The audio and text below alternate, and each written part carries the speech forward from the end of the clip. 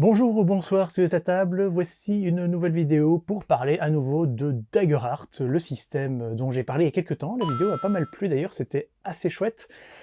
Et donc évidemment, non seulement le système est évolué, vu qu'on était toujours en bêta, d'ailleurs nous sommes toujours en bêta même si elle se termine, je vais en parler très bientôt, mais en plus j'ai eu l'occasion de le faire jouer. Et donc j'ai un regard quand même plus correct sur le système, vu que je l'ai fait jouer, j'ai fait lancer des dés avec, et qu'est-ce que ça donne? Avant tout, je ne vais pas redonner tout le contexte que j'avais donné dans la première vidéo, n'hésitez pas à aller la revoir si vous voulez en savoir plus, mais je vais quand même récapituler les règles, vu que on est là pour parler d'un système, donc qu'est-ce que ça donne ces règles, et je vais refaire un récapitulatif assez court de comment ça marche. Alors, comment ça marche? Daggerheart, c'est donc un système qui essaye de mélanger narrativiste et un petit peu simulationniste, un petit peu qui essaye de trouver l'espèce de juste milieu entre Donjons et Dragons et propulsé par Apocalypse. Concrètement, ça donne quoi? Quand un joueur fait un jet de dés, il va lancer deux dés à 12 faces. Il y en a un dé qui va représenter l'espoir et l'autre dé va représenter la peur. Donc il additionne ces deux dés plus le bonus donné par sa caractéristique, et le résultat est comparé à une difficulté, donc quelque chose de classique jusque-là. Mais ce qui est important, c'est que si le dé d'espoir est plus haut que le dé de peur, le joueur récupère un espoir qui lui permettra de faire certaines actions. Si le dé de peur est plus haut, le maître de jeu peut faire une action de maître de jeu, qui, s'il n'a pas d'imagination, peut être prendre un point de peur qui lui permettra de faire quelque chose plus tard, ou donner du stress au personnage.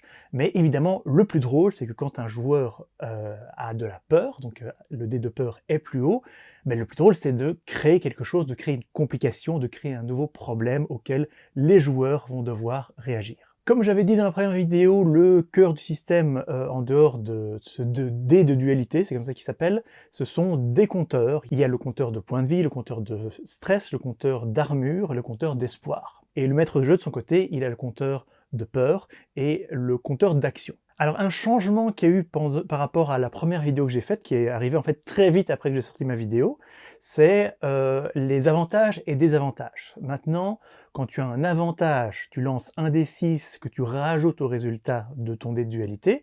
Quand tu as un désavantage, tu lances un dé 6 que tu retires du résultat de ton dé de dualité. J'en avais un petit peu parlé la dernière fois et j'avais dit qu'il était beaucoup plus élégant, le système qui est utilisé en 1.41, quelque chose comme ça, que tu lançais 2 dés d'espoir et tu choisissais celui que tu voulais. Je confirme que la façon un peu plus Donjons et Dragonesque de lancer plus de dés et de garder le meilleur est plus élégant, je trouve, mais je comprends pourquoi ils sont revenus en arrière, parce que, point de vue statistique, ça complique les choses.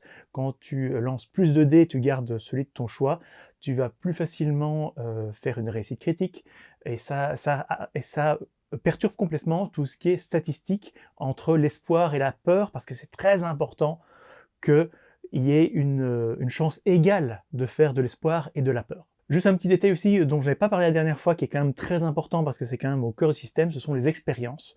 Et les expériences, c'est un petit peu entre guillemets des compétences. C'est quelque chose qu'on retrouve dans pas mal de systèmes actuels en fait. J'ai déjà utilisé ce genre de truc dans d'autres jeux de rôle, qui est en fait une mini description de ton personnage qui va te permettre d'avoir des bonus quand tu fais un jet dans le cadre de la description de cette compétence, de cette expérience. Ton expérience, ça peut être par exemple que tu as été conseiller à la cour du roi.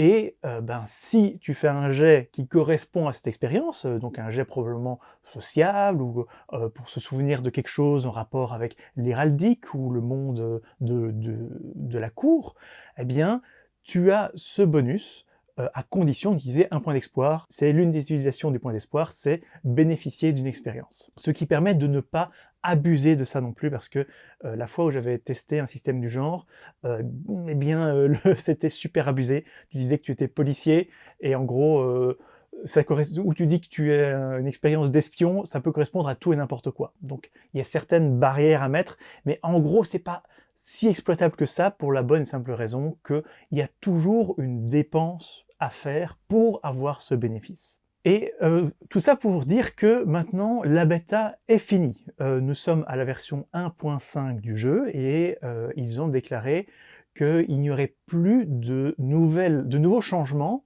avant la sortie du jeu lui-même. Donc c'est fini maintenant d'avoir des versions qui se changent au fur et à mesure. Il va peut-être encore y avoir des changements mineurs, mais ce sera pour la version finale. La version 1.5 n'apporte pas de si gros changements que ça, à part une chose assez importante qui est la disparition des seuils mineurs, mais bon, je vais pas vous ennuyer avec ça parce que c'est pas ultra important, en fait, c'est pas pertinent pour les parties de bas niveau que j'ai fait tester. Et les parties que j'ai fait tester, eh ben, vous pouvez les voir, vu que comment j'ai fait jouer ça, j'ai fait un jeu de rôle basé sur le jeu d'horreur Kingdom Death, et j'en ai fait un actual play que vous pouvez trouver sur cette chaîne, bien entendu. Et pour le moment, il y a 2 parties qui ont été faites. Ça a été très rigolo, vraiment, ça a très bien tourné. En fait, mon avis général, c'est que bah, c'était vachement cool. C'est vraiment le système, donc j'ai dû le recréer évidemment sous Foundry VTT. J'ai traduit tout ce que je pouvais en français pour faciliter la vie à mes joueurs. Mais globalement, mon impression, c'est que c'était vraiment bien, parce que ça reprend les bonnes choses d'un système propulsé par Apocalypse, tout en donnant une impression beaucoup plus de maîtrise aux joueurs. Parce que c'était ma critique, je crois que j'en ai déjà parlé dans la dernière vidéo, que le système propulsé par Apocalypse, il y a des moments où tu as l'impression qu'il y a des trucs qui sortent de ton cul, et ça peut être bien pour un jeu de rôle qui se prend pas trop au sérieux, ou pour un jeu de rôle mais 100% narratif, mais pour un jeu de rôle qui se veut un peu plus du jeu de rôle standard, celui qu'on attend, celui à Donjons et Dragons, qui est totalement Dungeon World, eh bien, pour ça, je trouve que ça marchait pas 100% bien. Et c'est pour ça que je m'intéresse à Daggerheart, parce qu'à nouveau, je me suis dit que c'est un système qui peut être très utile, entre autres, pour faire des actual plays, parce que ça enlève la lourdeur des combats d'un Donjon et Dragon, ça garde la narration, et ben, ça apporte le côté beaucoup plus improvisation, ouverture, pouvoir de narration et du maître de jeu et des joueurs, que couvre en fait le système propulsé par l'Apocalypse. Et c'est ce que j'en ai sorti, vraiment, ça a bien tourné. Alors je vais vous donner évidemment les avantages et les désavantages que je considère de Daggerheart, mais voilà, mon avis global, il est, pour le moment, très positif. Alors, les points négatifs quand même, parce qu'il faut que je les aborde, il n'y a rien qui est absolument horrible, mais les points négatifs. Déjà, il y a le fait que la différence absolue et fondamentale entre les jets des PJ et des PNJ peut amener certains problèmes en termes de comment tu réfléchis au jeu lui-même. C'est très simple, en fait, tu dois inventer un PNJ sur le coup. C'est pas que c'est difficile à inventer, mais tu dois déjà réfléchir de manière différente les difficultés entre un jet pour un PNJ et un jet pour un PJ, parce que les PNJ font leur jet avec un des 20. Il n'y a pas le dé de dualité, il n'y a pas 2 des 12, il faut voir lequel est le plus haut. Non, ils balancent un des 20, plus éventuellement une expérience qu'ils peuvent mettre en place. Alors c'est bien, c'est facile, ça tourne, mais ça veut dire que, basiquement, les joueurs vont faire un résultat de, si je me souviens bien mes statistiques, de 2,5 de plus sur le résultat de dé. Ils vont faire en moyenne 2,5 de plus sur leur dé qu'un PNJ. Donc déjà, ça mélange un petit peu les choses. En fait, globalement, moi, je pense que les PNJ, dans la majorité des cas, ne doivent pas faire de jet. Tu vas voir un forgeron, il te forge ton arme, il est bon en ça, il le fait.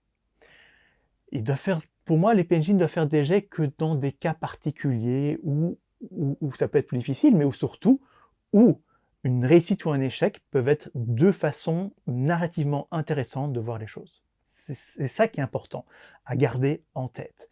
Ce qui compte, c'est plus que tout, c'est est-ce que un jet va faire avancer l'histoire. Et vraiment, comme ce jeu doit fonctionner aussi avec des actions spéciales, c'est parfois un petit peu difficile de se dire, voilà, maintenant les PJ, bah, ils rencontrent le noble machin truc, Ah, il y a un combat qui a lieu, bon ok, je vais prendre les caractéristiques de base d'un personnage que je trouve dans la liste de bestiaires, mais qu'est-ce qu'il pourrait faire d'intéressant? Et là, il faut vraiment y penser. Il faut être capable d'y penser, il faut être capable d'improviser. Et ça, c'est un problème qui n'est pas propre à Daggerheart, c'est un problème de tous les systèmes narrativistes, c'est que ce qu'ils gagnent en fluidité, ça demande, pour moi, plus d'expérience de maître de jeu. Ça demande une expérience que les maîtres de jeu débutants n'auront pas forcément, parce que ça demande de pouvoir improviser des situations et des règles sur le coup. J'ai eu ça avec le groupe pendant une des parties avec le groupe de joueurs dans Kingdom of Death, où ils ont attaqué un PNJ que j'ai pas du tout prévu qu'ils attaquent, et donc j'ai dû lui inventer un petit peu des pouvoirs, quelque chose en fait qui allait mettre de l'enjeu sur la suite de l'échange. Et eh ben, ça a fonctionné, parce que j'ai vraiment l'habitude de ça, honnêtement, je trouve que pour l'improvisation, je suis pas mauvais, mais c'est une compétence qu'il faut avoir ou qu'il faut développer. Alors, un gros problème aussi que j'ai dans Daggerheart, qui est fondamental au système, c'est que le système est fait de façon à ce que quand tu réussis un jet d'attaque, il y aura toujours un impact. Quand tu touches un ennemi, il va toujours perdre minimum un point de vie. Alors vous me dire, oui, bah, c'est juste un point de vie. Oui, mais les ennemis ils vont avoir genre 6 points de vie, même les gros ennemis ils vont avoir genre 6 points de vie. Donc le système des dégâts est fait que en fait, le jet de dégâts est juste comparé à une table de seuil qui va déterminer si le personnage va perdre 1, 2 ou 3 points de vie. Alors les joueurs, ils ont une option d'utiliser des points d'armure pour ramener ça à une perte de 0 points de vie. D'ailleurs, pour être honnête, c'est quelque chose qui n'est pas très bien expliqué dans le système, je trouve. De dire très clairement, quand vous faites tomber les dégâts à 0, eh ben, vous prenez 0 point de vie. Il est plutôt marqué, quand c'est en dessous de tel seuil, c'est 1 point de vie. Et donc, j'ai dû y réfléchir et j'ai eu des échanges sur les forums concernant le système à propos de ça, et je n'étais pas le seul à être un petit peu perturbé. Ça, c'est par rapport à la dernière édition. Mais en réalité, t'attaques un dragon immense qui a en fait des seuils de dégâts absolument énormes, ben même tu lui mets une pitch net, il va perdre un point de vie. Et ça, j'ai toujours du mal, mon cerveau a toujours du mal à l'accepter. Et donc je pense que personnellement, quand je veux mettre des ennemis très influents, très importants, je n'hésiterai pas à leur inventer en fait un seuil minime pour les dégâts et dire si jamais tu lui fais entre 1 et 4 points de dégâts, et ben en fait il va rien perdre.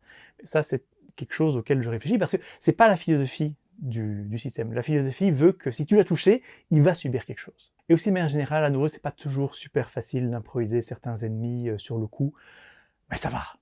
Honnêtement, ça va, entre autres parce que le bestiaire est relativement bien fourni pour une bêta, et il y a vraiment moyen d'aller piocher quelques capacités de telles créatures. Et en fait, j'aime bien l'enjeu qu'il y a moyen de mettre un combat selon les créatures que tu choisis. Entre autres, si tu prends les créatures qu'ils appellent les minions, donc les sbires, c'est comme ça que je les traduis en français, les sbires, ce sont des ennemis qui ont 1 point de vie, et en fait tu les attaques comme s'ils étaient une masse.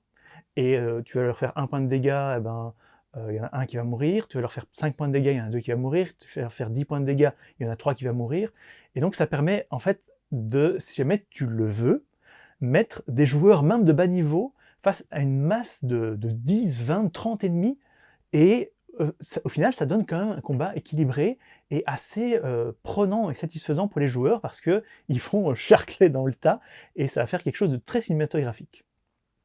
Et comme là, vous voyez, je suis positif, et ben je vais arriver directement aux points positifs. Alors les points positifs, ils sont pas compliqués, hein, vous m'avez vu, c'est un système qui est très souple, très ouvert, rapide, et en fait, tout ce qui est action de maître de jeu, qui a une chance sur 2 d'arriver à chaque lancer de dés, vu qu'en fait le maître de jeu fait une action, en fait il y a même plus qu'une chance sur 2, parce que le maître de jeu peut faire une action quand un joueur rate un jet, ou quand il fait un jet avec peur qu'il soit réussi ou raté.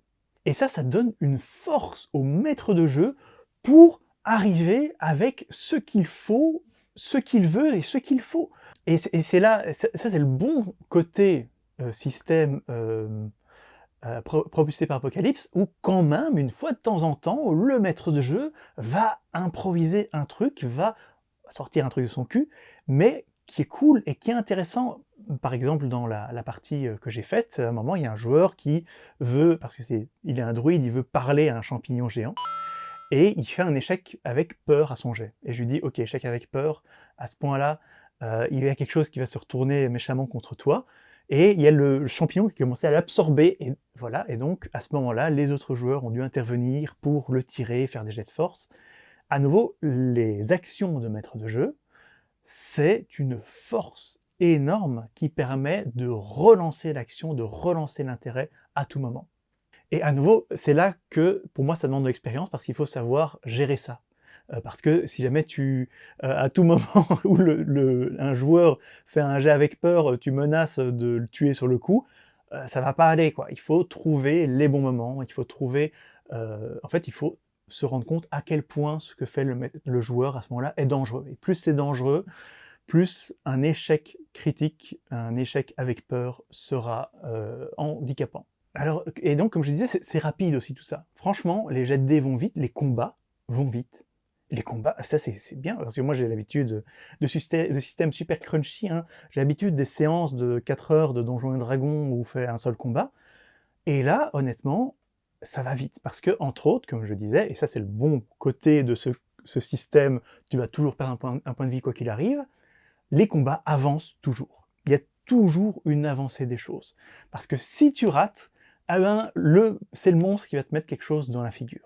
Donc toute action a une conséquence, et donc ça avance, et les combats sont intéressants. Et c'est vraiment un de ces jeux où tu vas pas commencer à lire dans le détail les pouvoirs. Ça va pas être un Donjon et Dragon 5 où ce tel pouvoir te permet de faire exactement ceci et rien d'autre. Non, ça va être très ouvert à l'interprétation pour justement permettre aux joueurs et aux maîtres de jeu d'inventer une façon originale d'utiliser leur pouvoir. Et puisque je parle de pouvoir, la montée de niveau, c'est le bon côté Donjon et Dragonesque du système. C'est le côté satisfaisant de tu montes de niveau, tu gagnes un nouveau pouvoir, l'évolution des personnages est bien faite et est satisfaisante. Et entre toutes les classes, toutes les cartes de domaine possibles et imaginables, eh bien, t'as peu de chances d'avoir deux personnages vraiment ressemblants. Et ça, c'est vraiment bien. Et encore, on est au tout début, on est à la bêta, je suis sûr que honnêtement, avec le temps, ils vont sortir plein de nouvelles classes, plein de nouvelles combinaisons, des sous-classes, tout ce que tu veux, en voici, en voilà. Il y a la communauté qui devrait inventer ça, parce que c'est ça le plus gros avantage de Donjons et Dragons 5, hein, c'est que la communauté a créé tellement de matériel que bah, c'est là, et c'est quelque chose dans lequel on peut piocher. Et donc j'ose espérer qu'il va y avoir une communauté qui va faire la même chose pour Daggerheart, j'espère, je n'en sais rien. Et au final, ce système de compteur dont j'étais très méfiant dans ma première vidéo, ça marche plutôt bien. Parce que les joueurs, je conseille très vivement que les joueurs aient quelque chose de physique pour représenter les points d'espoir, parce que les points d'espoir, ils n'arrêtent pas de monter, descendre, monter, descendre, monter, descendre. Moi-même, en tant que maître de jeu, j'avais aussi deux poules de pions. J'avais des pions pour la peur et des pions pour les actions, les jetons d'action, parce qu'en fait, pour que le maître de jeu ne puisse pas faire agir ces monstres, la limite c'est donnée, c'est qu'à chaque fois qu'un joueur va faire une action, le maître de jeu prend un jeton d'action qui lui permettra plus tard d'activer un de ces monstres. Donc au final, les monstres ne vont jamais plus agir que les joueurs. Et c'est un bon équilibre au combat, parce que ça empêche que le maître de jeu soit trop punitif, ça donne une certaine limite, une certaine consistance auquel les joueurs vont s'attendre.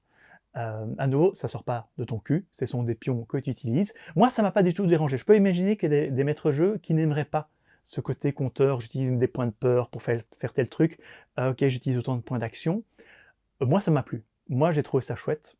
Et donc, de mon côté, c'est à nouveau c'est une crainte qui n'avait pas lieu d'être, selon moi, selon mes attentes, selon la façon dont je masterise. Et le dernier point positif, c'est quelque chose que je pense qui va encore être amélioré dans la version finale du jeu, c'est toutes les idées et le matériel qu'il donne pour créer son univers, en fait. Parce que c'est un système, à la base, c'est un système qui, sur le papier, veut juste être un système pour créer un jeu de rôle médiéval fantastique, high fantasy générique, mais tu peux, il te donne des règles pour ta campagne, pour certains lieux, pour certains environnements, parce qu'il y a tout le système d'environnement qui est très cool, pour créer des nouvelles règles propres à l'ambiance que tu veux donner.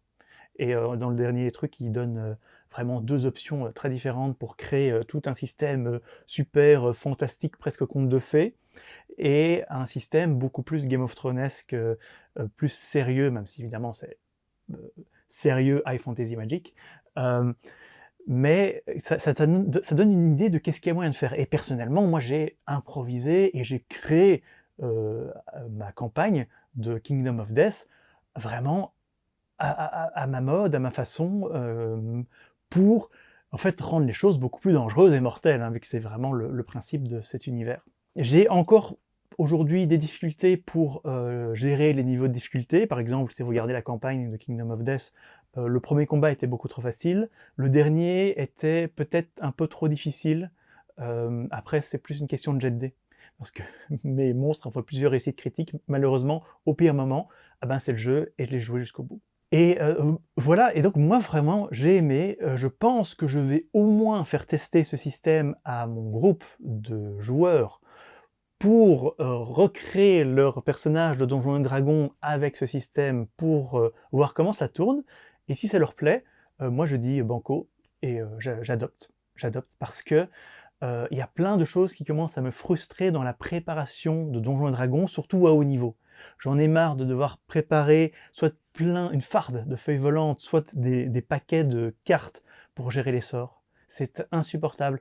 La préparation des sorts, la gestion des repos courts, repos longs, bon, c'est un truc qu'il y a dans Daggerheart aussi, mais pas de la même façon. Je veux dire, tout ce qui est carte de sort, c'est une liberté, c'est une richesse de Donjons & Dragons, mais aussi c'est une contrainte pour certains joueurs, entre autres pour mes joueurs, qui n'ont pas envie d'avoir leur nez en permanence dans les bouquins pour savoir quel sort préparer. J'en ai 200, je suis clair niveau 20, j'ai une liste de 500 sorts, qu'est-ce que je vais préparer pour le prochain combat. Il y a des joueurs qui adorent ça, hein, qui adorent avoir leur nez dans les bouquins. Ah ben, moi, mon joueur de magicien dans mon groupe, il veut juste avoir quelques sorts clés, quelques sorts fétiches, et je pense que Daggerheart peut apporter ça. Mais en réalité, peut-être qu'avec le temps, je vais dire, ben non, pour finir, ça me plaît pas, donc pour finir, je trouve ça répétitif, j'en sais rien. Mais aujourd'hui, actuellement, version 1.5 du jeu, je suis très positif, j'ai trouvé ça très cool comme expérience, et entre autres, mon objectif numéro 1 est parfaitement rempli. Est-ce que c'est un bon système pour les actual play? Oui, parce que ça enlève beaucoup de contraintes de temps, de création de monstres, ça enlève beaucoup de problèmes, et ça rend les choses plus rapides, plus fluides, plus ouvertes à l'improvisation. Et donc, vous allez en voir d'autres. J'ai plusieurs scénarios one-shot que j'avais prévu à faire avec... et j'hésitais à les faire avec Donjons & Dragons ou Dungeon World. Ah ben, ça va être Daggerheart. Et vous verrez ça bientôt sur la chaîne, j'en suis certain. Ben, là-dessus, j'espère que cette vidéo vous a plu. C'était vraiment les news Daggerheart. Je pense pas que je vais en faire d'autres, peut-être d'ici 1 an à la sortie du jeu officiel, mais je pense pas que je vais en faire d'autres parce qu'entre autres la bêta elle est finie. Si vous voulez avoir plus de news Daggerheart, eh ben, regardez les actual play, je pense que ce sera là que vous aurez tout ça. Sur ce, je vous dis vivez bien, vivez avec passion!